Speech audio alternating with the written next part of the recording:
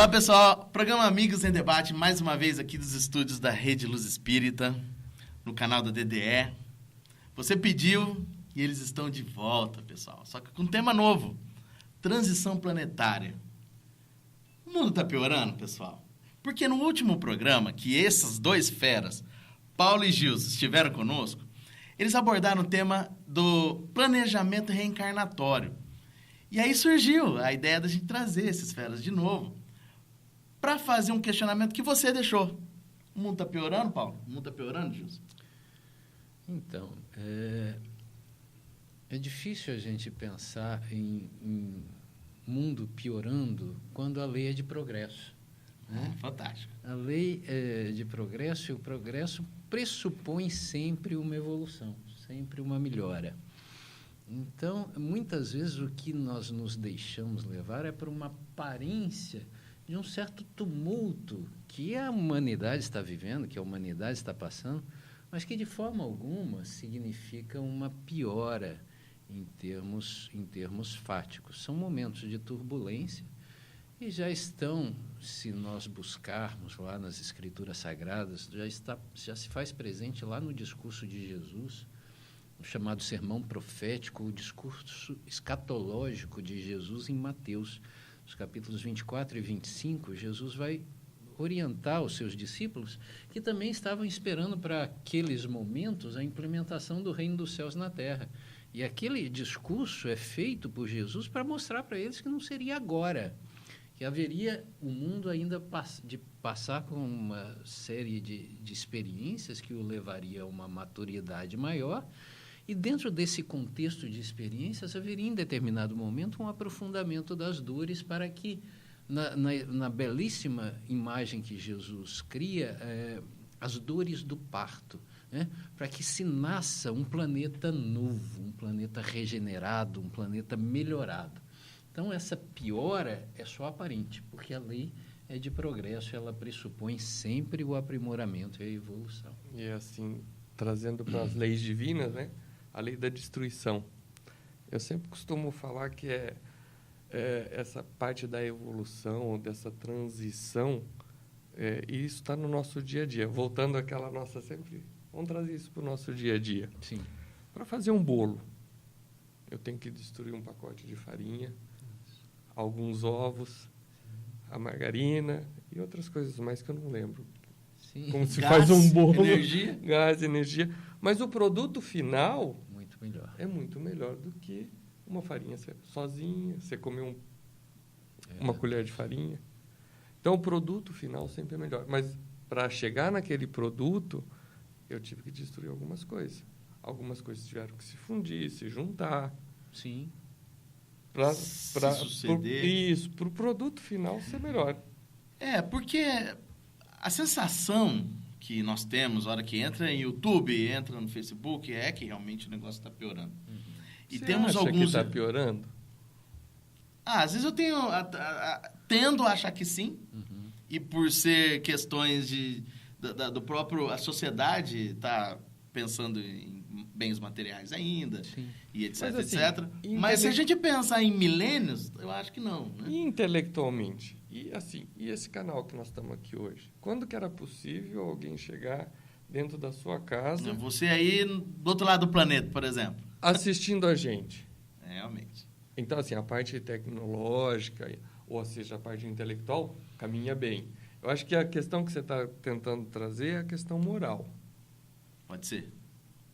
E aí o Livro dos Espíritos coloca na questão 780, se não me engano, é que o progresso moral ele é consequência do intelectual, mas ele nem sempre é decorrência imediata. Ele precisa de... Não é imediato. Não, nem sempre é imediato. Nem sempre é imediato. À medida em que você vai conhecendo e distinguindo o bem do mal, você vai naturalmente se melhorando. Mas muitas vezes, e o Livro dos Espíritos coloca isso, é necessário que o mal se avolume para que você possa fazer, nesse contraste, o seu juízo, o seu valor, e não repetir aquela experiência. Kardec vai fazer uma colocação muito interessante acerca da lei do progresso, quando ele vai falar no Evangelho segundo o Espiritismo, ele vai trazer o conceito de mundo e escola. E ali ele vai dizer... Há muitas moradas na casa de meu pai? Sim, Tá nesse há capítulo? muitas moradas na casa de meu pai. E ali ele vai desenvolver 5 mundos tipo, né? Em que o padrão moral médio da humanidade, ou das diversas humanidades, estariam ali representadas. Mas a grande sacada desse raciocínio é que a gente entenda que o progresso não é uma prerrogativa só do indivíduo de per se. À medida em que você se melhora, você melhora o seu entorno, você melhora a sua família, você melhora o seu bairro, você melhora a sua cidade, você melhora o país onde você vive e você melhora o mundo no qual você nasceu. Isso aí pensando desde os homens das cavernas até hoje. Desde os homens, sim, claro. Mas vou soltar uma bomba para você, Gilson. Vamos lá. Você acha que a gente está voltando para as cavernas na medida que eu tenho milhares de amigos online e nenhum do meu lado? Tem a ver com transição? O que vocês acham? Eu acho que é uma adaptação. Eu estou voltando para a caverna? Eu acho que não. Na minha opinião, não. Eu acredito muito que não. Vou te fazer uma outra, vou te responder essa pergunta com uma outra pergunta. Aqui, ó, nós temos Então, fera do vamos lá. lado aqui. Então vamos lá. Assim, ó. Antigamente, não existia corrupção. Sempre existiu. Antigamente não existia uma série de desmandos que acontece hoje. O que hoje, aí a gente vai falar da evolução intelectual de informação. Hoje se tem muita informação através da internet. Sim. O que eu falo é o seguinte, a gente tem que ter equilíbrio em tudo que a gente faz. Se eu tenho mais amigos virtuais do que amigos, e aí já respondendo a tua pergunta, do que amigos físicos, alguma coisa está errada. Eu posso estar indo para a caverna. Você pode estar indo para a caverna. E aí a gente fala de livre-arbítrio, decisão de escolha. Teu processo é encarnatório. Esse negócio de mundo da caverna eu entendo bem porque eu sou do milênio passado. E eu penso que, assim, e quando eu estudava a doutrina espírita no milênio passado, eu precisava daqueles livros em papel. Vocês conhecem? Pesado. É papel. Couro, capa de couro. Isso, capa de couro, aquela coleção antiga do Kardec, até uma azulzinha, e grifar. Hoje está tão fácil estudar a doutrina espírita, a gente tem acesso a tantas coisas. O que nos falta, às vezes, Rodrigo, é ajustar o nosso olhar. Depende do que você quer ver. Sim. Né? Jesus dizia, mais ou menos assim, se o seu olho for bom, todo o teu corpo vai ter luz. Então, depende do ângulo que você quer olhar as perspectivas da vida. Você pode olhar para o mundo e falar, nossa, não tem mais jeito. Isso aí está... Né? Você ter muito amigo virtual, que nem você tinha me falado, é importante no sentido de... Hoje fica muito mais fácil você se reunir com pessoas e discutir assuntos interessantes. Mas não é isso que a gente vê. A gente vê muita banalização, querer saber da milhões de acessos, o esdrúxulo, o fake, o idiota. O importante são fofocas e não assuntos relevantes. Né? Então, assim, você tem toda a razão. Eu acho que eu sou um pouco desse milênio, quando estudava Kardec com livro. Uhum. E eu ainda gosto de livro. Ainda gosto de papel. Eu ainda gosto de também. papel. Eu também também. tenho dificuldade de Então, me adaptar. todas as obras em PDF, mas se eu não tiver o livro na mão ali, parece que eu não li. Mas quando você vai tratar com o jovem ele é muito da mídia, do virtual, do visual. Porque é uma geração que está vindo. Sim. E isso faz parte da evolução. Nós não vamos conseguir barrar isso. Tem uma coisa que está me buzinando aqui. Você falou do sermão profético. Sim. Nós temos irmãos cristãos que enfatizam demais essa história do final dos tempos, que o mundo vai acabar. O que a gente pode trazer, já caminhando para o final do nosso programa? Essa colocação, realmente, esse entendimento precisa ser fechado. E Jesus, nesse sermão, ele vai terminar esse sermão profético contando 5 parábolas em sequência. 2 vão ser pares de 2 em 2, são de juízos que eu chamo de intermediários. Ele termina Não pode dizer quais delas. A parábola lá do senhor e do ladrão, né? Que ele vai dizer que se o dono da casa soubesse quando o ladrão viria, ele ficaria vigilante. Então, essa é uma parábola de vigilância.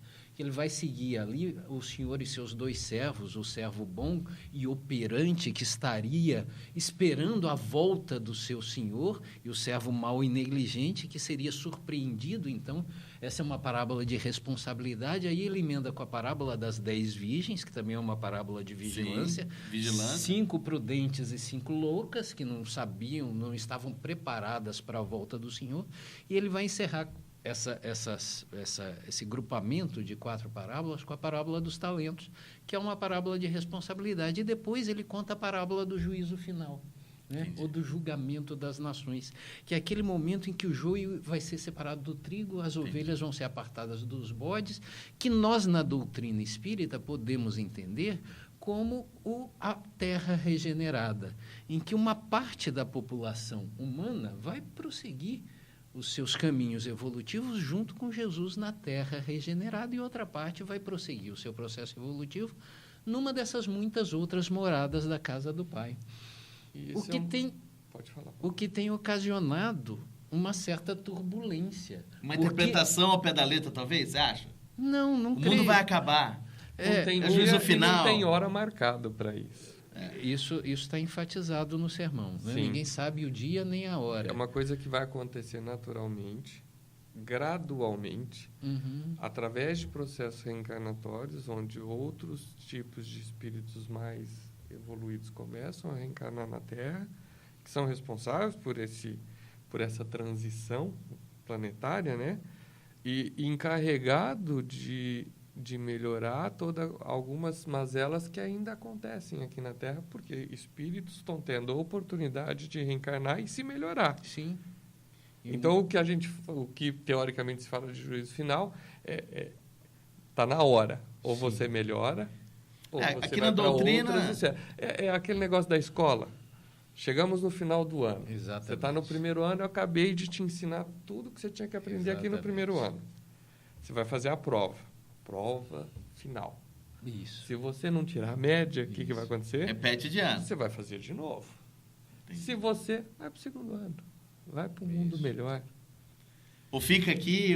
porque para quem está chegando no Espiritismo hoje, nós temos uma concepção de que a Terra foi povoada com espíritos mais evoluídos, né? Os capelinos, e daí esses espíritos moralmente não muito evoluídos, só que tecnologicamente, intelectualmente evoluídos, serviram de progresso. Então, nós, terráqueos, vamos, se banidos, servir de alavanca de progresso de outros planetas? Só concluindo a ideia? A ideia é essa. Então, para esses, acabou o mundo. Exato. Né?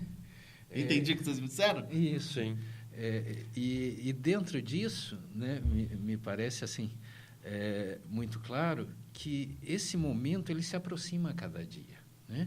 Quando os discípulos esperavam isso, lá para a entrada triunfal em Jerusalém, aí você recua 3 ou 4 capítulos em Mateus, você vai lá em Mateus 21, você vai ver que havia uma expectativa de que o reino dos céus fosse implementado naquele momento, à força.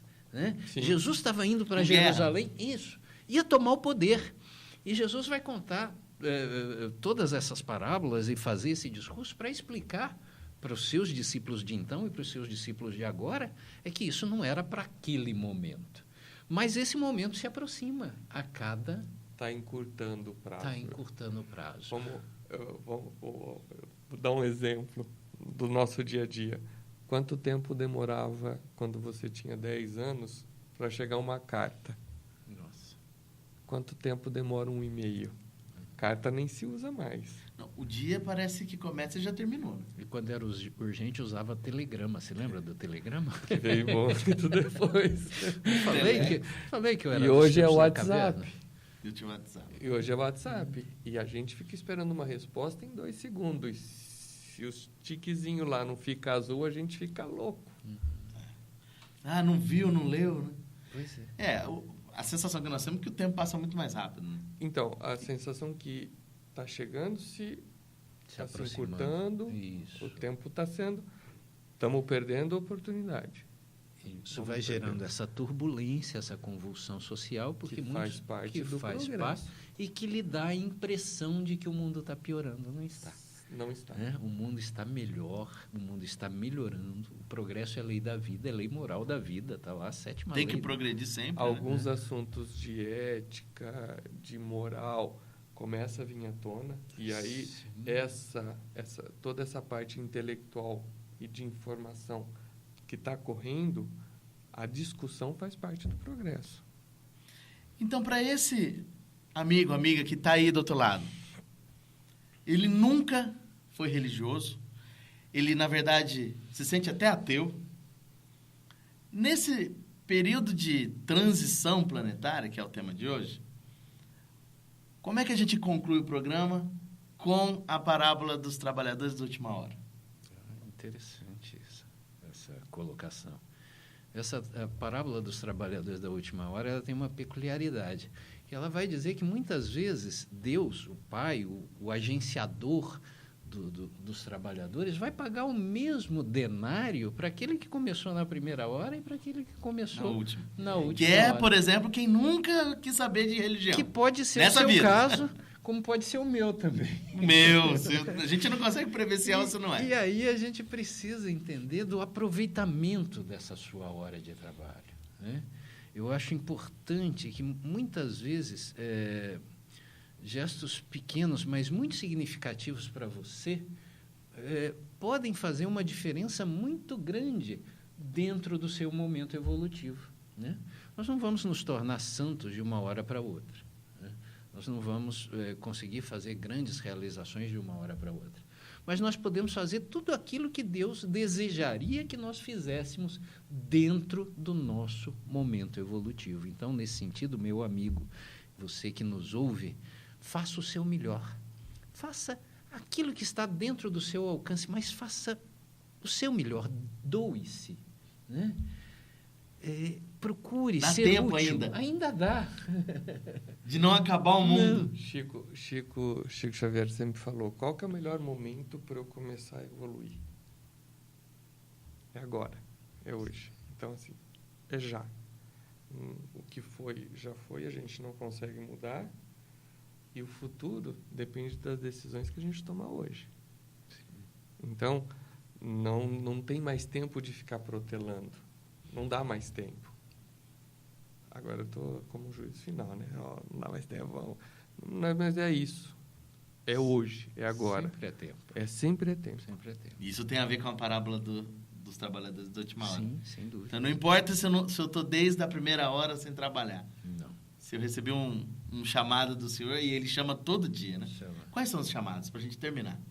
Por exemplo, um exemplo curto e grosso. Um exemplo curto e grosso é você estar assistindo esse programa da nossa DDE, da Rede Luz Espírita, que vai significar que você já está procurando transcender algo da sua vida material. Você já está buscando alguma coisa.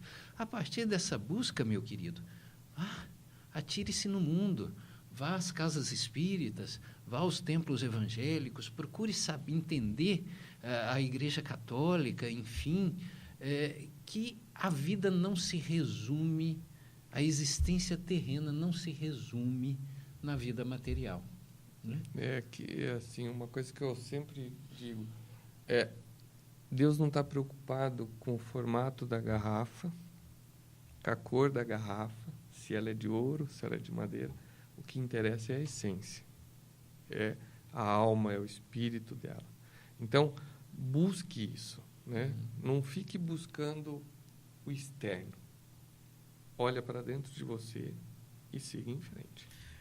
Meus amigos, Voz da Consciência, nossa fofíssima Luciana Curtis, cortou o nosso tempo. O programa acabou aqui, pra gente, mas pra você, estará sempre disponível. Assista, compartilhe, mande seus comentários. Programa Amigos em Debate, até a próxima.